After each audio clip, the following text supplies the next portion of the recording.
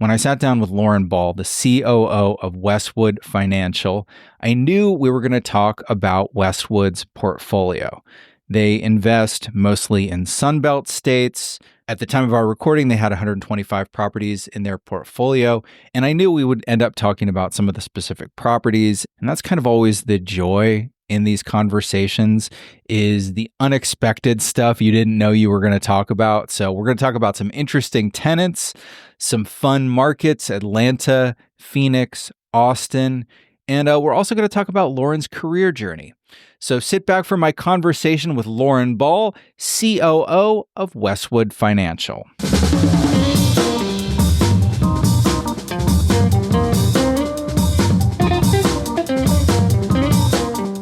Live from New York, it's Where We Buy. You're listening to Where We Buy. It's the show where we talk with retail experts and we visit the places where we buy. My name is James Cook. I research retail and real estate for JLL. Today we are recording live from the JLL booth at ICSC New York. And my guest today is Lauren Ball, who's the COO of Westwood Financial. Welcome, Lauren. Thank you so much for having me. I always ask people at the start of the show, so I have it on tape, tell us your name and what you do. So my name is Lauren Ball. I'm the COO of Westwood Financial. Westwood Financial is a privately traded retail real estate company. We have about $1.6 billion in assets under management. We're a full-service real estate firm, meaning we do everything kind of soup to nuts in-house. And I oversee our marketing, leasing, development, construction, and legal teams. I am now currently overseeing our investments as well. So you're really busy, huh?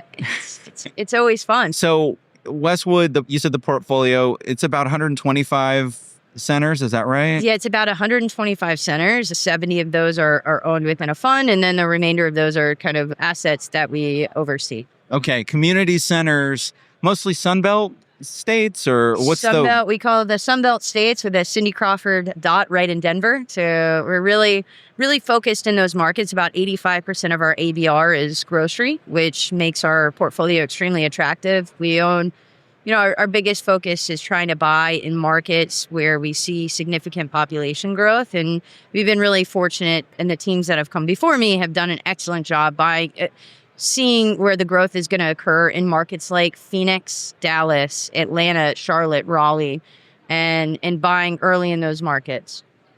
Are you currently acquiring new properties? We are. I think in the last third quarter alone, we acquired three assets. Could have been two in the last quarter and one prior to that. I'd have to look back. But so we acquired three assets. The first one being Glenwood Park, which is a really interesting asset, a little outside of our asset class on the Beltline in Atlanta. So I want to ask you about that. So yeah, Glenwood Park, the reason why I know is it's where the gun show is, right? That's right. Okay, yeah. so explain what the gun show is. So Gun Show is a Michelin star restaurant, super cool, chef-driven concept. Came out of a chef that was on Top Chef, actually, and it was his first restaurant. So you sit down at these long tables, and then they bring the food around in carts, but every day they have a different group of chefs in there making different concoctions and different dishes. And so you could go in there today and then you could go in there tomorrow and you would have a totally different experience. So I have a friend who, whenever we meet up in Atlanta, every time we say we have to go to the gun show, and we still haven't been there yet. Yeah. I know, it's crazy. You come, you'll be my guest. We would love to have you. Oh my God, are you based out of Atlanta? I am. Yeah. Oh, yes. Yeah. So that's awesome. Yeah. So that is a real, what would you call that? Like a new urbanist development, right? Mixed use, very cool. Mixed use, super cool. You walk down there, you feel like kind of you're in New York almost, because it sits right on the Beltline, which is kind of a circular path that takes you around the city of Atlanta. It was actually created out of a Georgia State grad school individuals program, and he said, "Hey, we need to create something like this," and it has spurred so much development in that these kind of otherwise they were defunct areas. And so it's pretty incredible what's happened there. And so this project sits right on the Beltline, the south side of the path, which is opening, I think, in 2025. So in the next 12 months. And so we'll see continued growth. And we're just really excited about that project. So I have to ask you, most of the portfolio, it's like neighborhood community centers. Yes. How did this, what's the story? How did this enter the portfolio? It's so different. Completely valid question. And it's definitely a little outside of the box. I mean, it still has your retail, almost strip right on the main level. We don't own, it's all condoed above us. And so we don't own any of that or have to, really partake in that. But we purchased it from Asana, and it was just a really special asset. I saw a ton of value there with my leasing background. Obviously, living in Atlanta, I really was able to identify that as somewhere where it would continue to grow, rents will continue to grow, and it was the right time for us to buy it. We really, really have been happy with that. So there was 3 vacancies at the project. We have since leased 2 of those 3 vacancies, so we're doing great. We're well above our lease plan there. Is it more food and beverage or is it services? So that project alone, you've got a mix. It's, again, very cool, eclectic. So you've got like a little floral shop. You've got the cutest little local coffee shop. And the Glenwood itself is kind of a contained market. And they're all so supportive of that property and that project, all of the neighbors. And so they really like to see local uses in there. We also have a pediatrician. That's a significant amount of our GLA. A dentist. So you have that med-tail that's also a part of it as well. So you, with your leasing background, that's a real advantage to see a property and say, hey, I know where the opportunities are for this. If I can get my hands on it, I know where rents are going. I know the kind of tents that can go in there. How do you develop that? Is it just over time, you just learn the market, learn the tenants and things like that?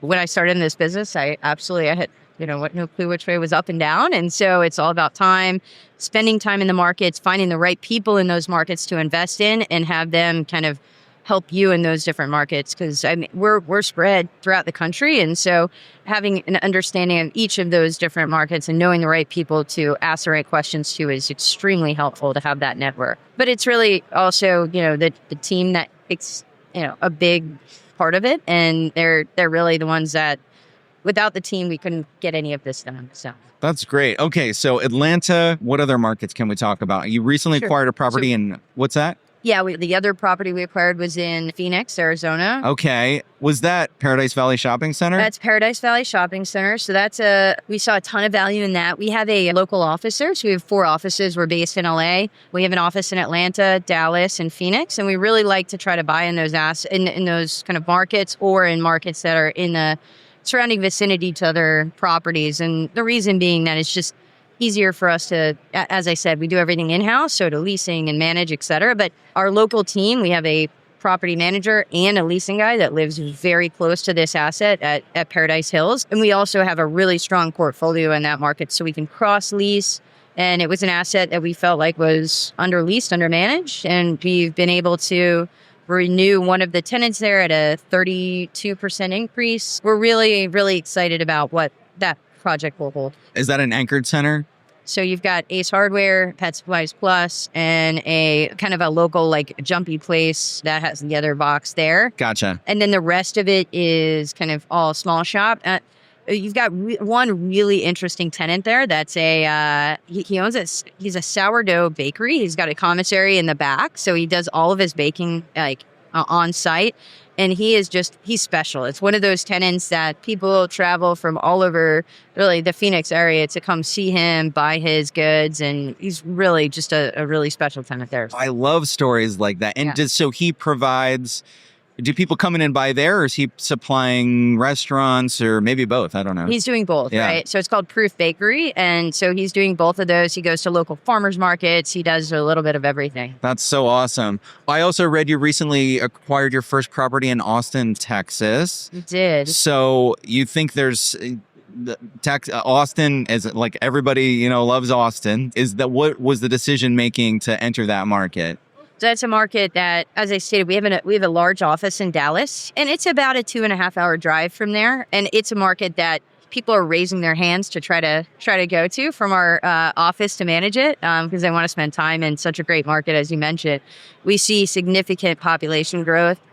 Very little comes on the market there, and it's a market that we want to grow. We want to scale. And so we ended up finding a really interesting kind of, again, it was a group that was more of they weren't retail focused that we purchased it from.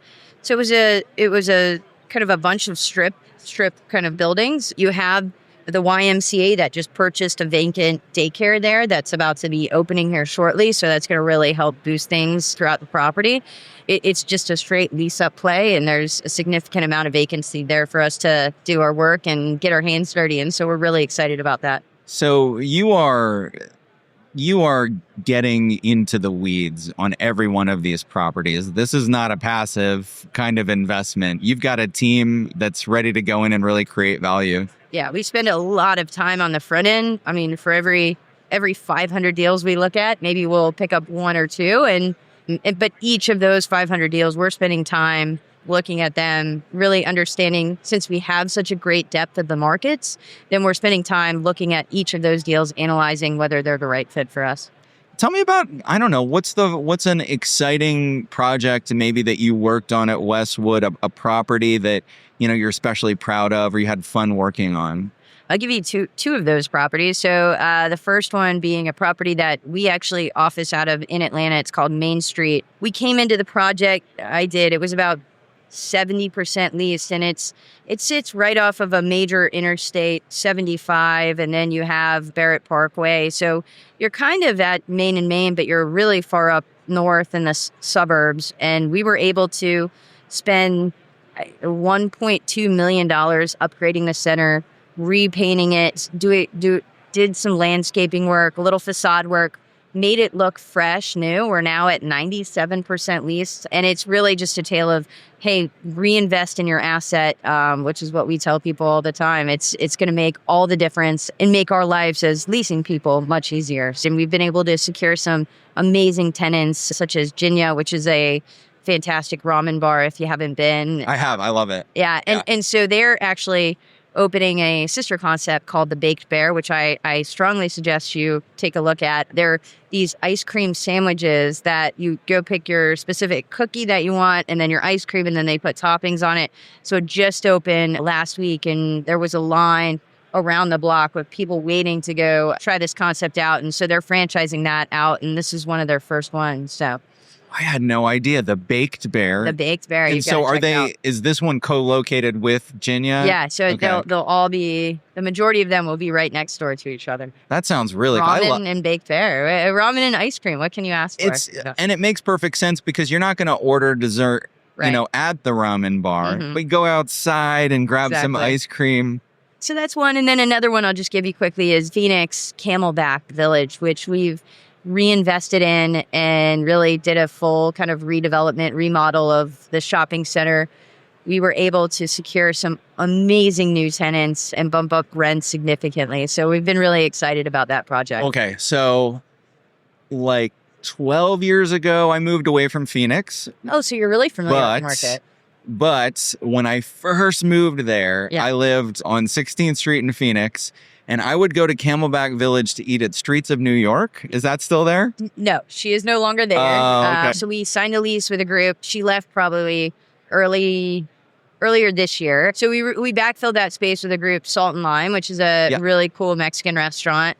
We just signed a lease with La La Land out of LA. So we're super excited about them. Really cool coffee shop. And yes. So I've been to the one in Santa Monica, I think. Yeah, that one's cool. very neat. Yeah. So we're really excited about that. And that's a shopping center where you really need to focus on who the tenants are, how they're kind of configured in the center. And so we spend a lot of time there.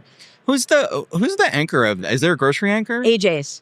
Oh, wow. Yeah. So the local high-end boutique, I don't know, grocery store. Yeah. Like the best, the grocery best store. Of the best. Yeah. And I think a lot of people that aren't familiar with AJ's, I think to your point, I don't think they realize how great it is. Like it's even a step above.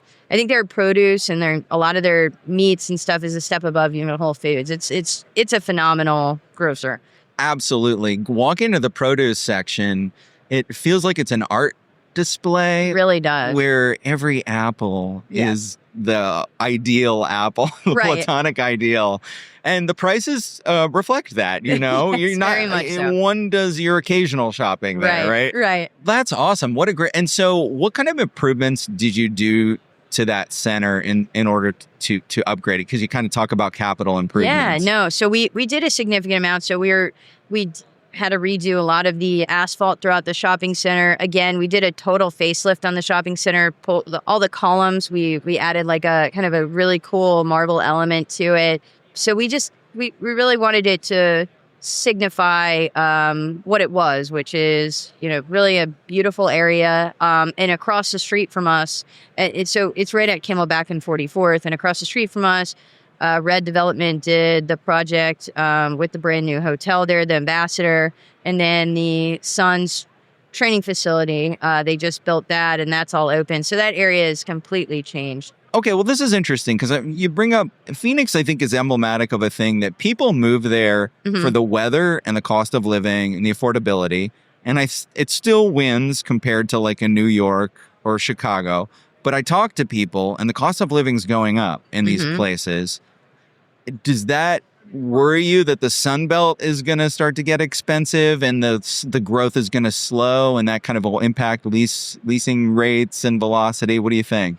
I think the weather takes care of a lot of those ailments. Yeah, so right. Areas like Chicago and, New York, and even I'll go to Atlanta, even living there for as long as I have, the cost has risen significantly, but we're still well below what you see in markets like, again, Chicago, New York. So even if you are kind of caught up, I think there's an element of desire to live in those subsets of markets. Yeah. Yeah. And we're such a mobile people here in the US that we often just uproot, especially when you're younger and you just want to break out on your own.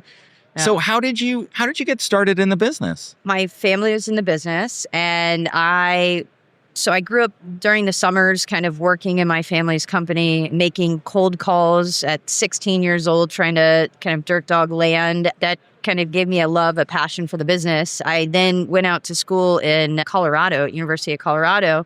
And when I graduated from school, I told my parents I was going to move out to Hawaii and be a cocktail waitress at the Four Seasons out there, and then a ski bum that winter. And next thing I knew, there was a car waiting outside for me to come back home. And so those plans were quickly removed. And I ended up having my first interview at a company called Regency Centers, which is a publicly traded REIT. That was back in 2005. And I was fortunate enough to get that job and started in their management training program, which meant that I got to work on the property management side, the leasing side, the development side, and really get a taste of everything. They did start me in the program in the property management world, and I felt like learning that side of the business is something that everybody young coming into this industry should do, at least because it gives you a full understanding of what the whole picture of the shopping center. And so ended up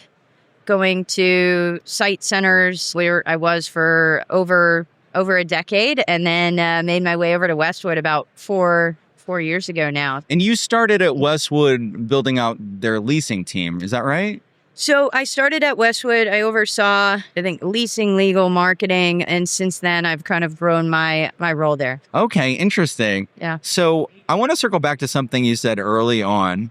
You said that when you were working in your family's business and you were really young and you were making cold calls. Yeah.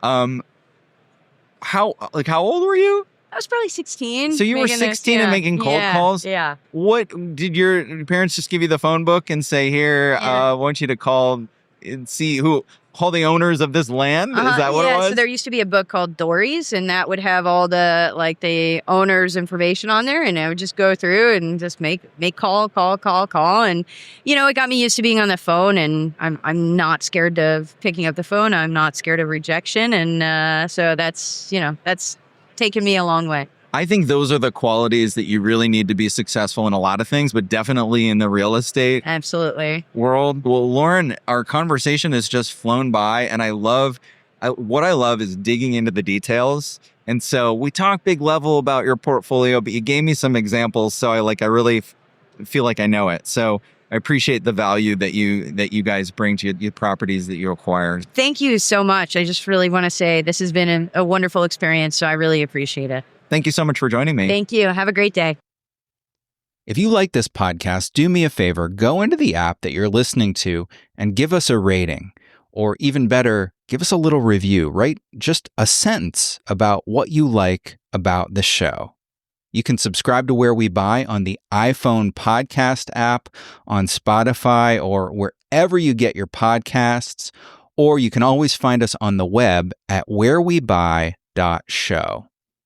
We also post a ton of cool videos and interviews on LinkedIn and YouTube, video tours, interviews with folks that you won't hear on this audio podcast. You can check it out by going to the website everythingweknow.show.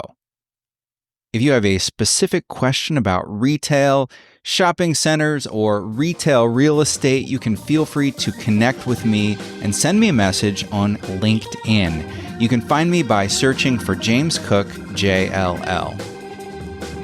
Our theme music is Run in the Night by the Good Lords under Creative Commons license.